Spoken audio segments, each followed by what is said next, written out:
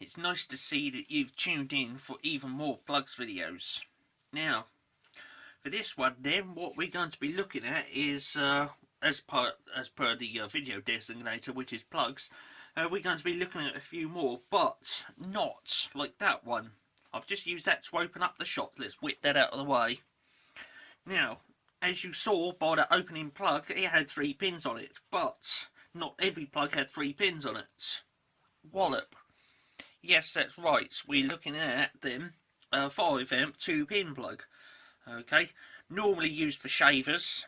Okay, but back in the day they were used for all sorts of things, from table lamps to radios and all sorts of other appliances, which these days would probably need earthing, and therefore a 3 pin plug like this. Okay, so but for this video then we're going to be concentrating on the 2 pin plug right there in front of the camera, and yes, it was also available in brown. So we'll put both of them in front of the camera there, both MK funnily enough. Okay, both MK. There it is then. Shaver plugs then, as they're now more commonly known. They were probably just known as 2 pin plugs back then. But as you can see on there, I'll use the black one because it's got a better contrast with the lights.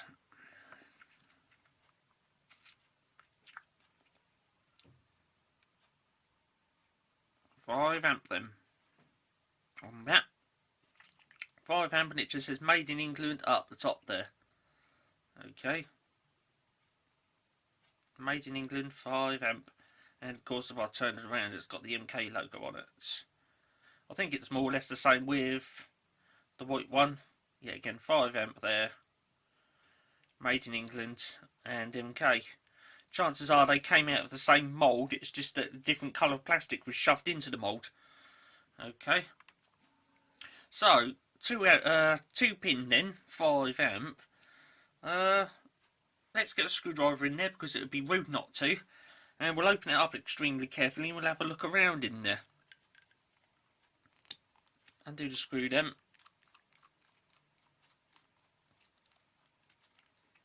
Like so. That's quite a long screw. Right, 1 precision engineered countersunk brass screw then. Carefully removed. That's quite a substantial screw for a 5 amp plug. Let's get a zoom on that. The flipping size of that. Look at that. That's quite a substantial screw for a 5 amp plug. I don't even think the 15 amp ones have got the screws on them that big. No, it hasn't. So there you go. That's something for the record there then. A 5 amp plug with a hefty, great, meaty screw in it. Okay. We don't mess about when we do plugs. A 5 amp plug then. Let's turn it over and have a look around at what's in there. It's pretty obvious there's a couple of terminals in there. Like so. Don't think there's anything inside there. There is actually 987 and 42, it says inside there. Let's clean the dust out. Okay. If you want your numbers, here they come. Right, 987 down the bottom there. I will just turn it to the side so you can see it if the focus holds on. Right, we've got 987 down the bottom there then, and a 42 up the top there. Okay. Was it a 24? No, was it a 24, 42? Somewhere around about there. No, it's a 24. Oh dear. Fluffed that one up then, didn't I? So we've got 24 down the bottom there and the 987 up the top there. No idea what that means. Well, it probably it's a part number. 987's a part number. Okay. So this is a 987 and this is a 986. Okay, because there you go, almost had that then with the lights. Where was that? I had that then with the light as I wiggled that around.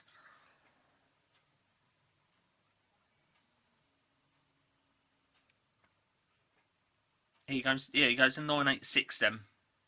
Right in there. You can see it in there then, 986 part number. Alright, 986 there and 24 down the bottom. So there's a 98624, and we've got a 98724 there. So they're part numbers then. But as you can see, aside from part numbers, we've got the two little screws in there. You can undo those.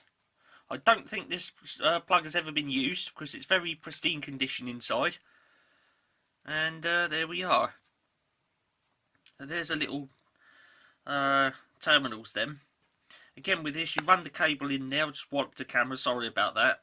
Run the cable in there, and then you wrap your conductor clockwise around that, and then put the little screw back on, and it holds it on. Again, with these, okay, this is very similar to what you get in these. There's a little thing down the bottom of there. If I can just tilt this camera down a bit, that'll do it about there then.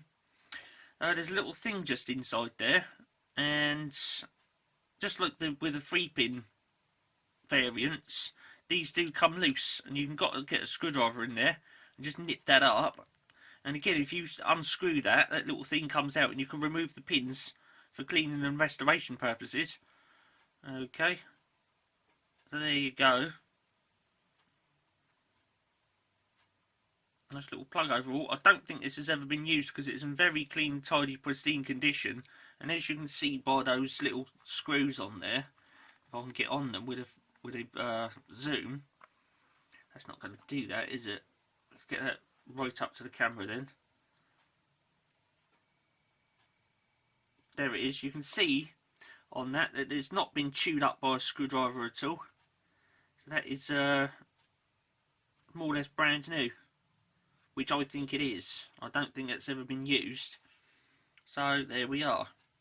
It's the same with the other one in the plug. Not been chewed up at all with a screwdriver. You can see it 986 and 24 in that plug now then. 986 and 24. Let's see if I can get this one in. There's a 24 there and a 987 over there. There you go. So that's your part numbers then. 986 for the plug body, 987 for the cap. Let's get that back in there. Do that up. A lovely little delightful plug that is. Now the cord grip then, you probably noticed there's no sort of cord grip in this as like what you'd get in something like this. Okay, with this one you've got two screws down the bottom there, and you've got that thing that goes across, and as you tighten these up that bears down on the flex and hugs it. Not so much with this because it's only a small little wee plug. Okay, you notice that little part in the middle of there. Okay, the flex would sit on that, and inside the cap you've also got that. Okay, and when you put that cap on, it presses down on the flex, and that provides some kind of degree of cord grip. Okay, there you go, you can see them in there, and as you can see there's only a little wee gap just there. Okay, so there it is. So as you tighten that screw up, which probably explains why that's quite a substantial screw, it pulls that cap down and clamps the little flex that would be in there, and that would be your cord grip. Okay, so let's put that little, well, not so much a little, look at the size of that. Let's put the screw back in there then. Tighten that up. Now, for the brown one, it's more or less the same effort inside. Again, like I said earlier on, these probably come out the same mould, so the part number for this is probably exactly the same. But so if you was ordering these from the MK catalogue back in the day, this would probably be it would have a WHI suffix on the end of the order code, and this one would have a either a BRN or something like that for brown on the end of the order code. Let's undo this one then. Take the little, well, not so much a little, big old chunky screw once again. Take it off then, and in again inside you've got the 986, and oh, actually we've got a different number down the bottom of this one. It's a 13. So this is a 98613 then, and this is a 98624. It looks a little bit rainbow coloured down the bottom there, like as if there's something in here's gone off a bit of a bang previously. Yes, I do believe it has. It just goes to show this is a used plug then, because in there you can see all discoloration in there. So something in this has gone off a bit of a pop before now. Let's undo the screws then.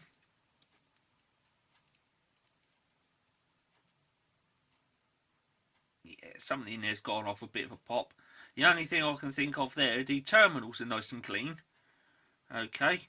The only thing I can think of there is the flex failed as it goes into the plug. Okay, the wiggling of the flex moving around and whatnot. The insulation worn through. And it was around about that point it took a nice little pop. Okay, and also you can see there's a little chunk missing out of there. Okay, so this is a used plug, this one. But this one is nice and new. So yeah, used one, this one. Relatively clean and tidy condition on the outside. Those pins could use a bit of a polish up. There we go. So yes, let's have a look at these little screws then. That's probably being only used once, because they've had the pliers put on there, tightened up, and that was it. And a little bit later on the flex wore through, and well, according to the psychedelia inside that, took a little pop. Okay, see, it was all sort of funny rainbow coloured in there. Greens and blues and yellows and goodness knows what else inside there. So something's taken a bit of a pop inside this plug previous to now. Which is a little unfortunate, but that's how these things go. And chances are you won't be able to get all that discoloration out of there because it'll be burnt into the plastic.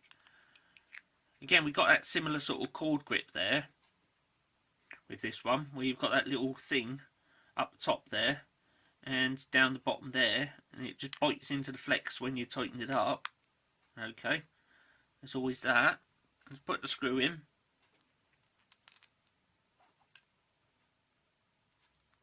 The other thing that could have happened with this plug is it was in use and someone tripped over the flex. It pulled on it, that stretched the insulation, the two conductors touched, and a bit of a pop. So there we go then. Now it's all fine and dandy having 2-pin plugs on your appliances and all that. Like, you need somewhere to plug those in. Well, such devices were available because in previous videos, again you can click links in the video description, I'll show this. Okay, now you cannot get that in there. Okay, it just won't go because the pinholes are too far apart. But with this adapter, if you look around the side, not that one, wrong adapter. Okay, we go again then. Okay, so you can't get the plug in there, like so. It just won't go because them two holes are too far apart, and you obviously cannot do that. But around the side here, you can actually see it's got a provision for a 2-pin plug, and it goes straight in there like that. Okay, there you go, you can get 2 of them in there. Now with this, you've noticed that I've put this one with the flex outlet facing downwards, and with this one, the flex outlet facing upwards. Okay, so you've got that option, and that obviously means that these side outlets are not polarity protected. Okay, so you can get those in there either way up.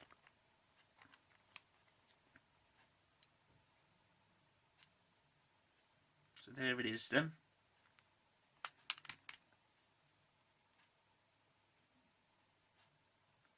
That is odd because here's the MK logo. I always thought the outlet was down the bottom there, but it's not, it's up the top.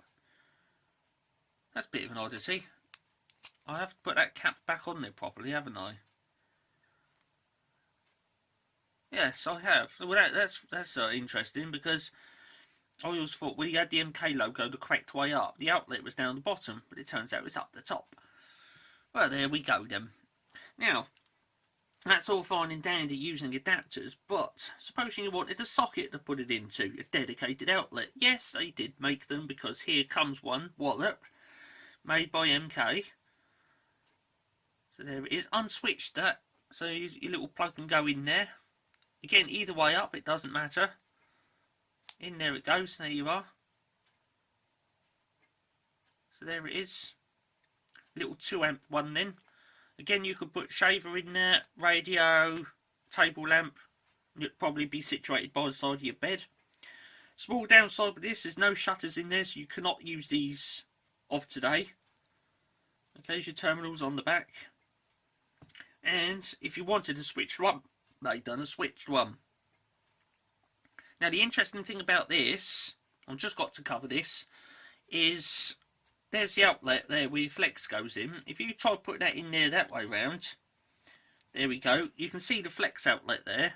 You'd have your flex coming out over the switch, so you wouldn't be able to turn the switch on because the switch goes over where the flex would be. Okay, so you can see that blocks that where the flex would come out. Okay, so that's a bit of a funny thing with that. I'm not sure if that was an intentional design, but what you can do with this, take the plug out, flip it around, put it back in, so that the flex outlet is now over that side. So in a way, I'm not sure if that's an intentional thing, but with these, it did have, to a certain degree, a polarity protection on it.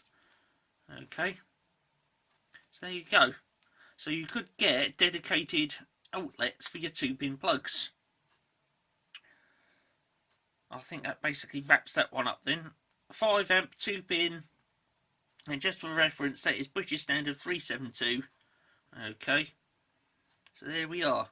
I've got to go now because that's probably rambled on a little bit. Again, I don't know how long it has gone on for, because this camera's just got a cumulative timer on the back of it. It doesn't tell you how many minutes each video is. So 5 amp 2-pin pin, British standard 372. That basically wraps that one up.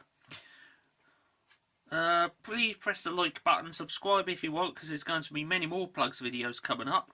And just stick around and we'll go from there with even more plugs videos on another day. For now on this one then, thanks for watching.